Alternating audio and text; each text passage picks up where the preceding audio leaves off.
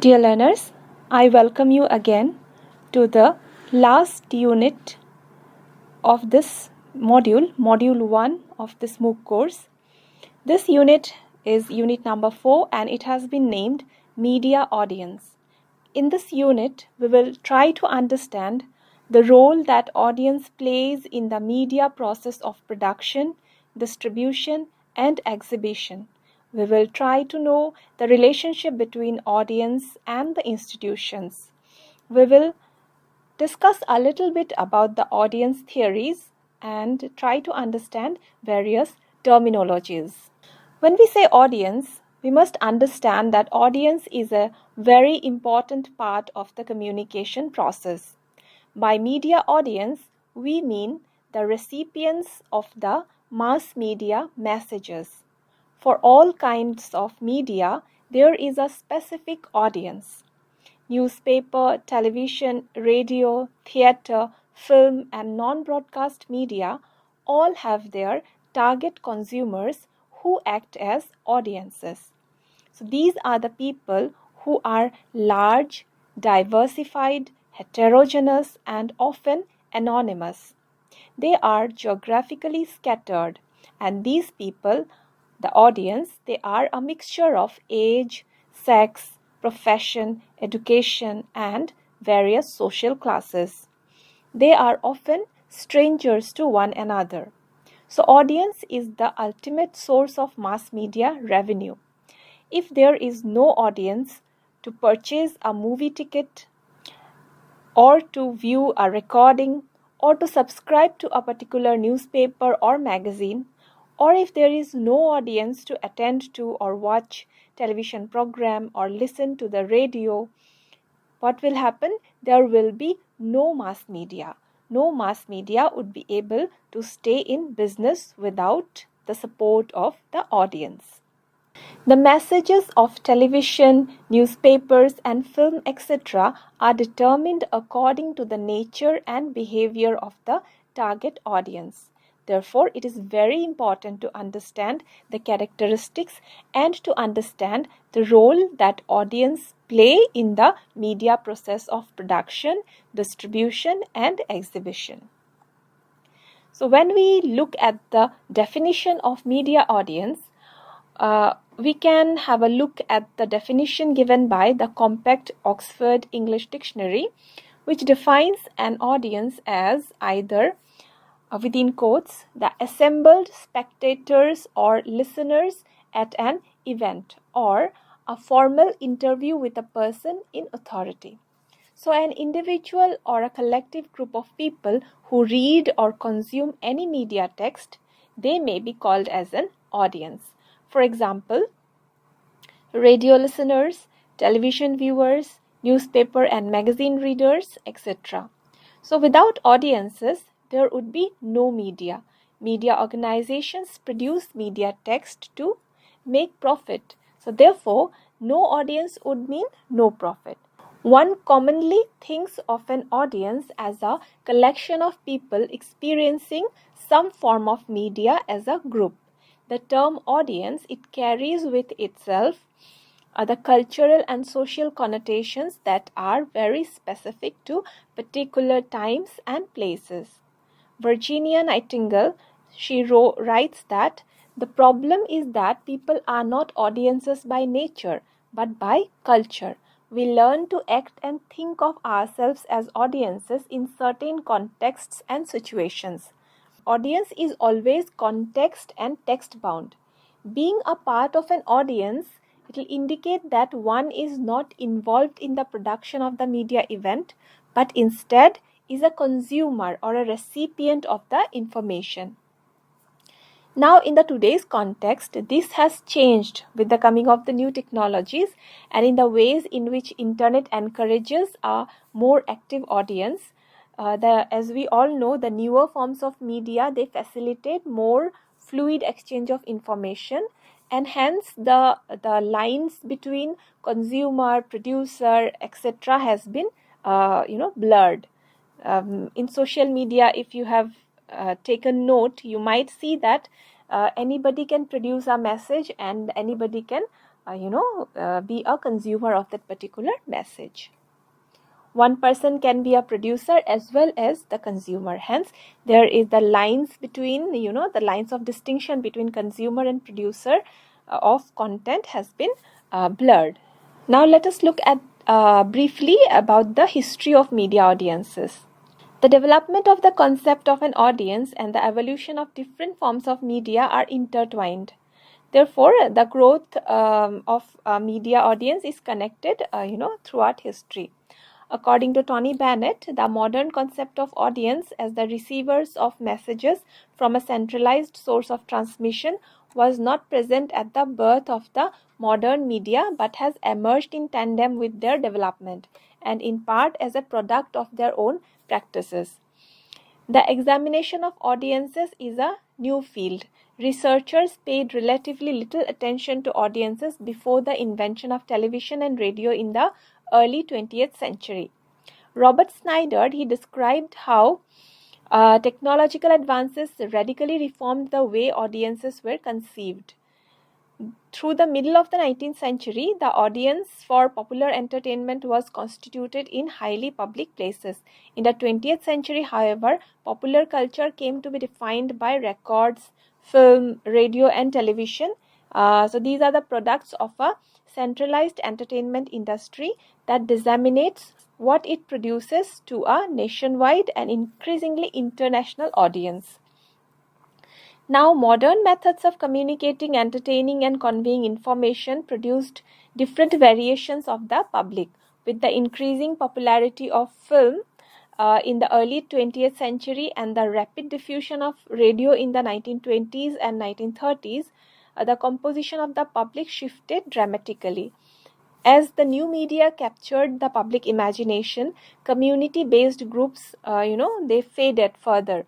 So advertisers and politicians, they started to exploit the new communication technologies to influence buying and voting decisions, purchasing decisions and voting decisions, while broadcasters developed new means to study their audiences. Recently, various fields like media studies, cultural studies, etc., they have begun to investigate audience. They have begun to study this particular thing, audience. So, media audience is, in the second half of the 20th century, it saw a significant growth in audience studies. Knowledge about audiences has become an increasingly important commodity for media producers. Broadcasters and advertisers, they spend a significant amount of time and lots of money in order to learn about those who watch or read or listen to their different kind of media content. So in this effort to market products and to increase the popularity of the programs or products, the researchers, they work to meet the high demand for information about audience preferences and tastes, because as we have already discussed, audience means profit. So audience measurement is a type of audience research that documents the size and compositions of media audiences. So it allows the patterns of audience activity to be tracked over time, and it generates the type of data that permits comparison of audience behavior from one medium to another. An industry-based research service, audience measurement, generates information that is essential to the operation of media industries. So information about audience size and composition is the basis on which programming and pricing decisions are made. So this connection between audience research and marketing has greatly influenced how media producers understand the public and design their products. So often the success and failure of a media product means a television show or a movie or a radio program or a newspaper or a website. So their success or failure is determined by audience response. And so it follows that the examinations of the public as media consumers has a direct impact on the kind of media that are developed. So often those who are producing media are advised to know your audience and tailor your product for the specific group or as per the taste of the audiences. So in the 21st century, Changes in technology are influencing the kinds of interactions that audiences have with media. Now, more than ever before, individuals are able to make decisions about how they wish to engage with different kind of media in different contexts. So one might argue that World Wide Web is a public location, and as such, when we log on, we become a part of an audience. However, not only are members of online audience separated spatially and temporally, it becomes nearly impossible to know the demographic information about those who are engaging with the content. As per Ross and Nightingale, the information age is changing what it means to be an audience.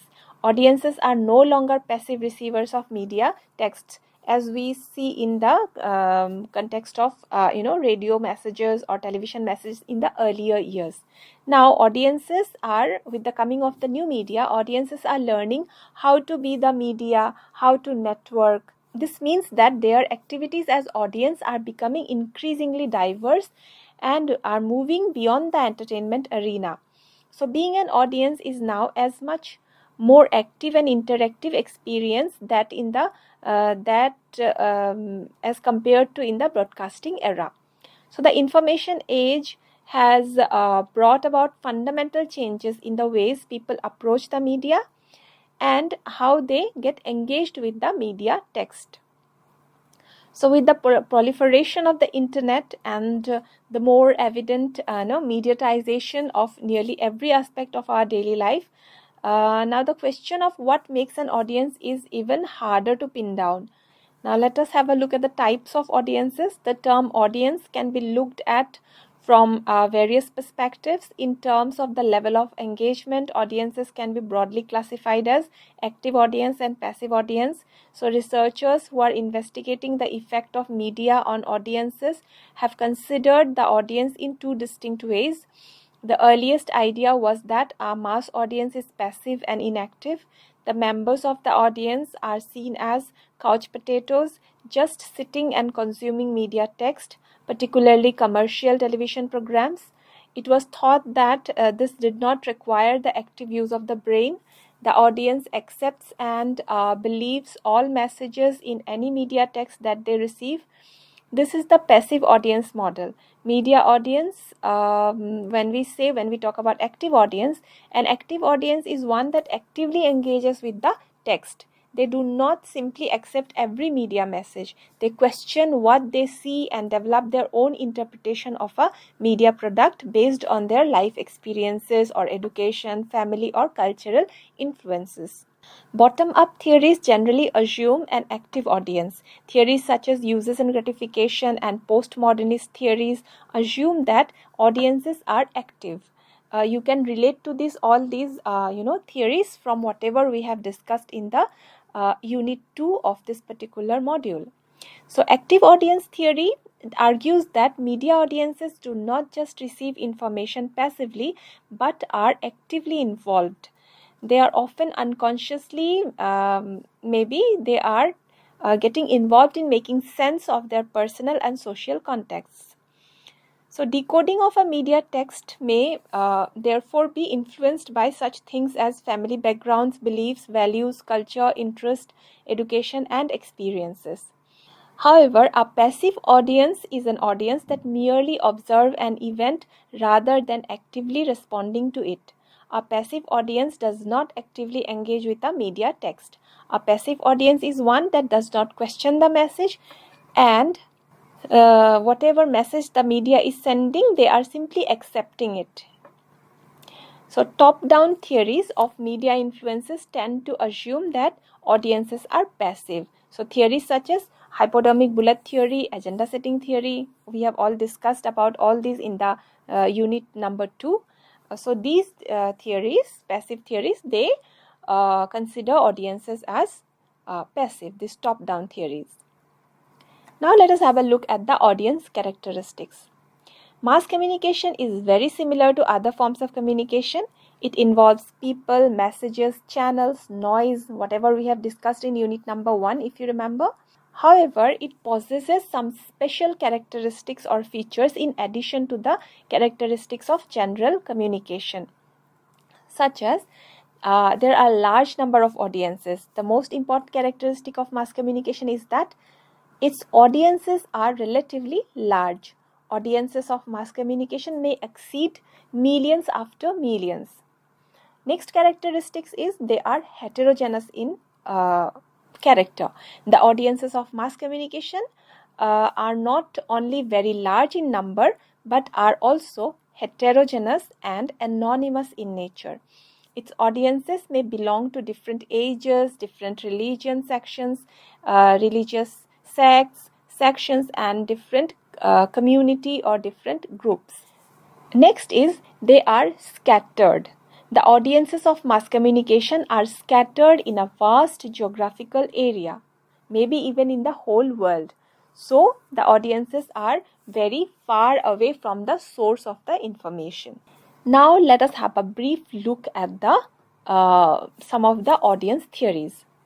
So many theories try to make sense of the what effects does media texts have on the audience. So the media industry is highly competitive and all media texts are created with a target audience in mind. As we have discussed so far, if there isn't an audience for a media text, then it won't be successful either in getting its message across, or if it is a commercial media text, it will not succeed in making money for the producers. So media producers, they use audience research and analysis to find out as much as possible about their target audience, and they use that information to ensure that their production will appeal to their audiences. So when we are studying about audience, we'll find that there are a lot of different theories about why some television programs have a large audience while others do not have that, and why people buy certain things and they do not buy certain other products. So there are also theories about the effect of the media on the audiences. Maslow's hierarchy of needs theory is a theory in psychology which was proposed by Abraham Maslow in 1943 in his paper named A Theory of Human Motivation. So it was published in Media Audience Psychological Review. Maslow subsequently extended this idea to include his observations of human innate curiosity in his subsequent book, Motivation and Personality. So this hierarchy suggests that people are motivated to fulfill basic needs before moving on to other more advanced needs. Okay. While some of the existing schools of thoughts at that time, they tended to focus on problematic behaviors, Maslow was much more interested in learning about what makes people happy and the things that they do to achieve that aim. So as a humanist, Maslow believed that people have an inborn desire to be self-actualized, that is, to be all that they can be.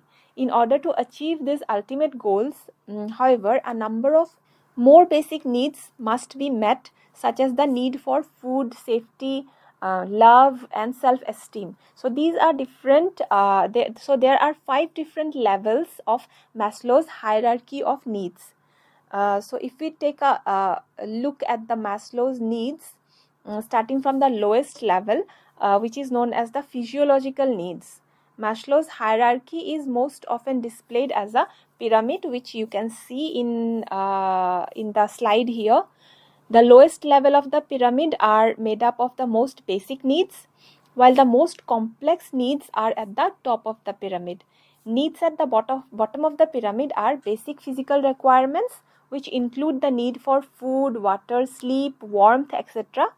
So once these lower level needs have been fulfilled, people can move on to the next level of needs, which are basically safety and security. So as people progress up the pyramid, needs are becoming increasingly psychological and social. So the need for love, friendship, intimacy, they become important. So further up the pyramid, the need for personal esteem and feelings of accomplishment, they start to take priority.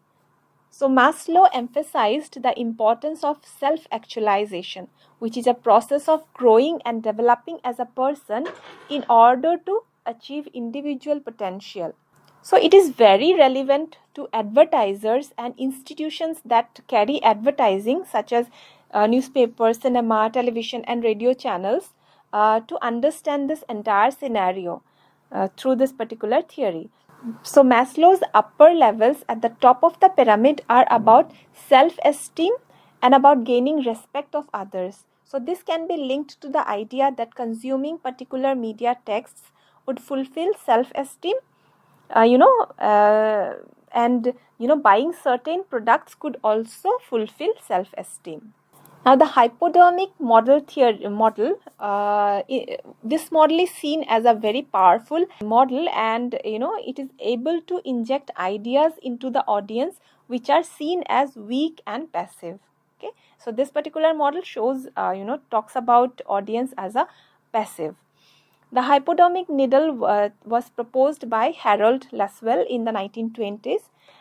It is also known as magic bullet theory, and it explains how the audience is directly affected by what they view or what they hear. So it is said to affect the audience or viewer immediately or in the near future.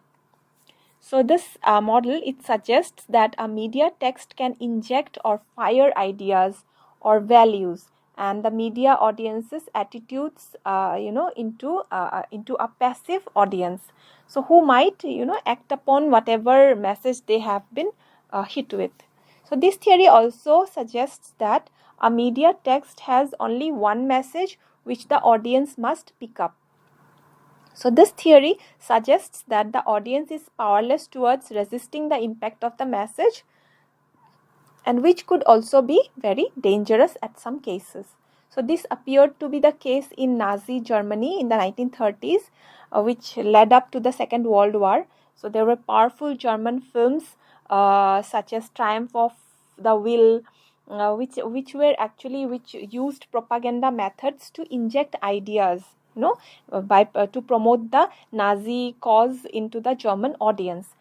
In 1957, an American theorist, Wayne Packard, who was working in advertising, he wrote an influential book called The Hidden Persuaders.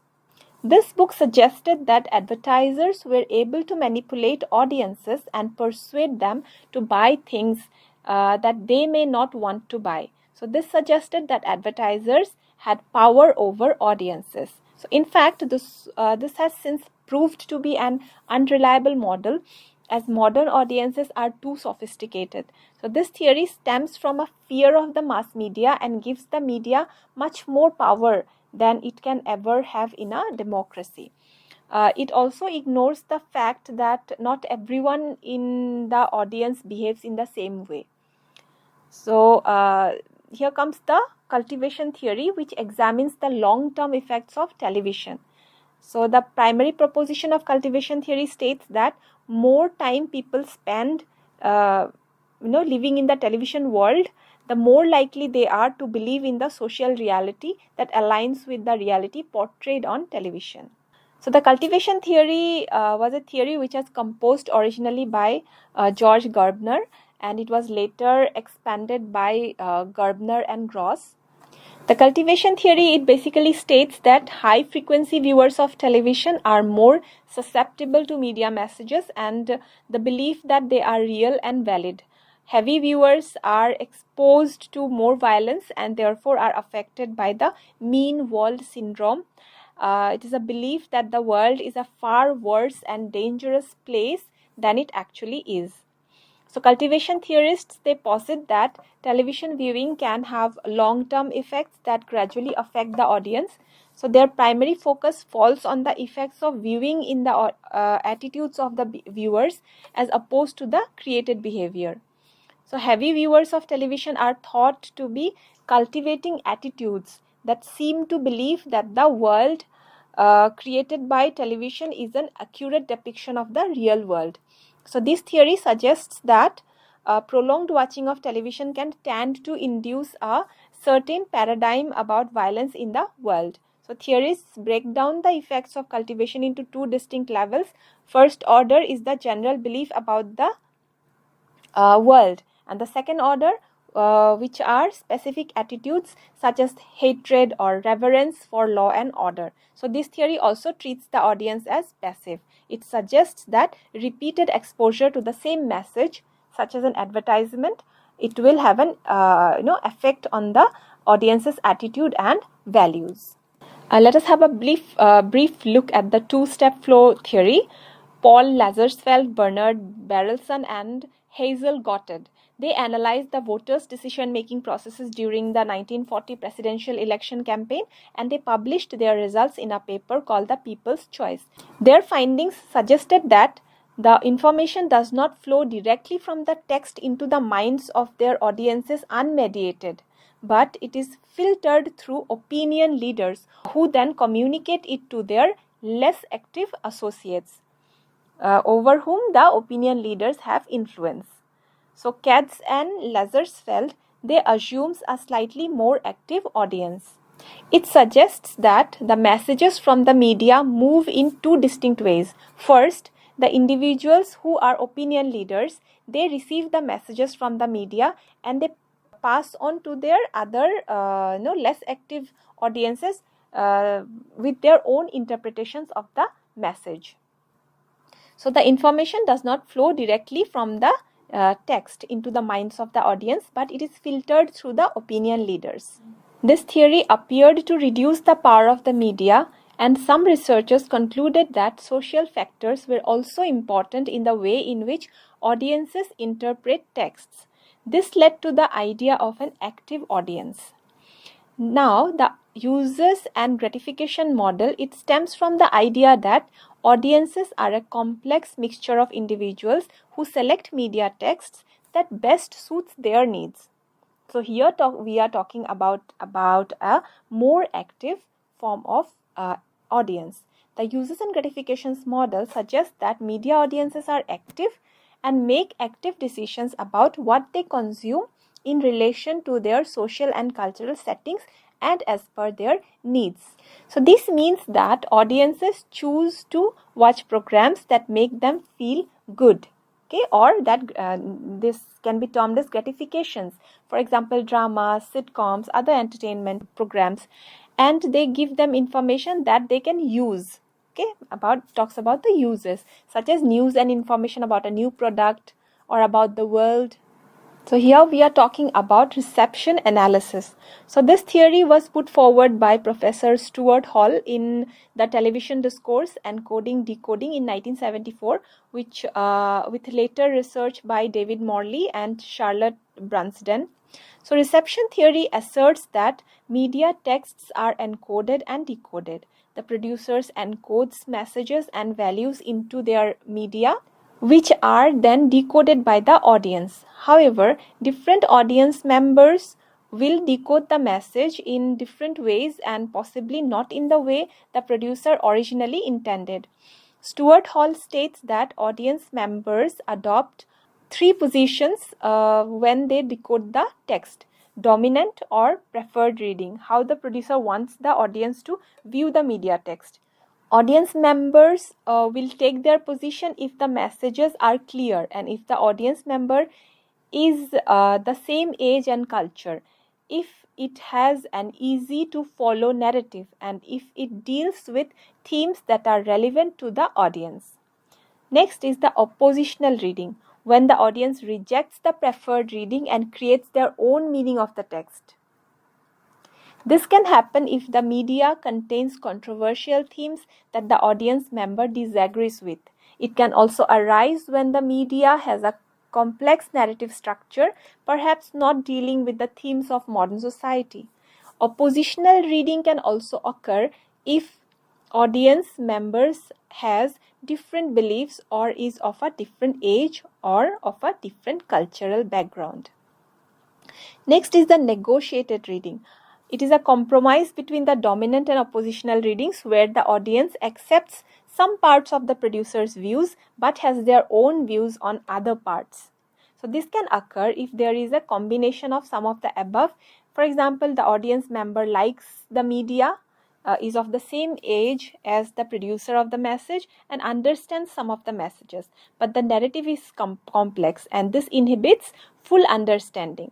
So many factors could affect whether the audience take the dominant, oppositional, or the negotiated reading. For example, age, beliefs, cultural background, gender, life experiences, mood at the time of the viewing, this can play a role. So this theory suggests that social and daily experiences can affect the way in which an audience reads a media text and reacts to it. So interactive audiences, regarding this, the internet has opened up new ways to receive and interact with information. We can read texts that are downloaded to our computers or mobiles, or watch TV on demand. We do not have to wait for the broadcast time. We can watch it on our demand. We can access film, music or films wherever we are with an internet connections. So today's consumers, they have access to media 24/7. So a prosumer is a person, if we talk about this particular terminology, prosumer, this is a person who consumes and produces media. So it is derived from prosumption, a dot-com era business term, which means production by consumers. So these terms were coined by American futurist Alvin Toffler, and these are widely used by many technology writers. So it applies to the fact that we create our own media and contribute, which we can see in today's world with the development of various technologies, that we are generating our own audiences. So the real power of the audience seems to lie in being able to take part in the media or the media text.